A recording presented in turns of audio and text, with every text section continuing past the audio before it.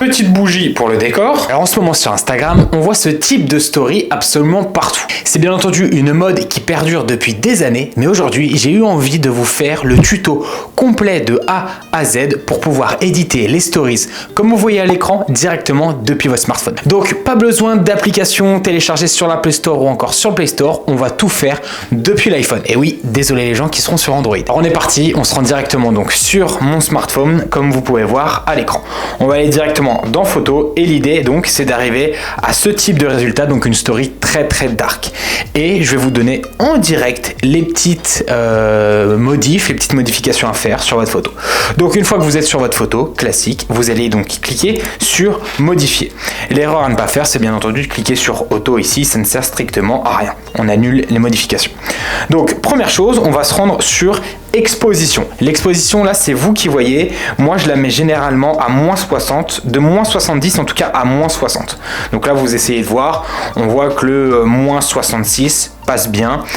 Donc là, on reste en tout cas ici. Surtout pas cliquer sur OK, mais on reste sur les petites bulles de filtre, du moins de modification.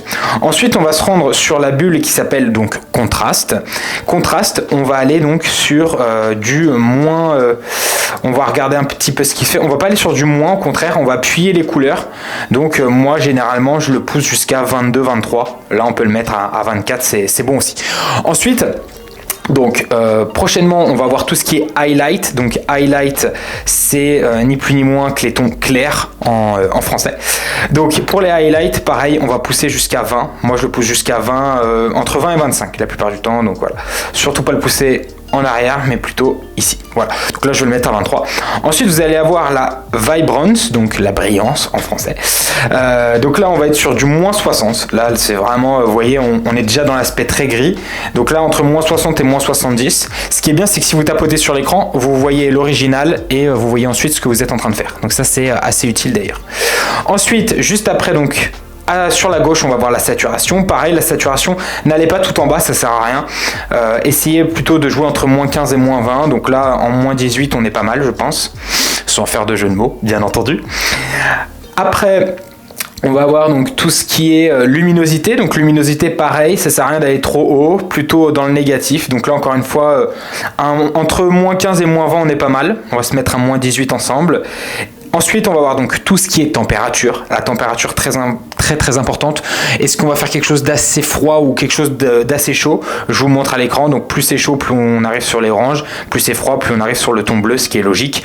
Nous, on va être à moins 14 jusqu'à moins 20. Donc là, un moins 16 est pas mal. Donc on est en train de voir que ça matche pas mal. Ensuite, très important, la définition pour apporter un peu plus de netteté. Donc évitez d'aller au maximum. C'est pas excessivement beau. Moi, je vais jusqu'à 9 à chaque fois. Donc là, on voit qu'on est déjà pas mal. Et si on veut un petit peu pousser, on va dire le délire, vous voyez que ajouter donc de la vignettage, une vignette, en fait, ça permet dans les quatre coins de la photo d'apporter un peu d'ombre, enfin d'aspect un peu dark. Moi je vous le conseille pas trop, ça fait on voit qu'il y a eu un énorme filtre, mais si vous voulez en mettre un tout petit peu, à la rigueur pourquoi pas, mais sinon c'est pas obligatoire, moi je le mets jamais. Et sinon là voilà, la story est prête. On voit vraiment qu'il y a une différence par rapport à l'image d'origine, que vous pouvez retrouver bien entendu ici à l'écran. Alors évidemment c'est quelque chose que vous pouvez faire sur Lightroom, sur d'autres applications, Photoshop aussi, je pense que les modifs sont faites.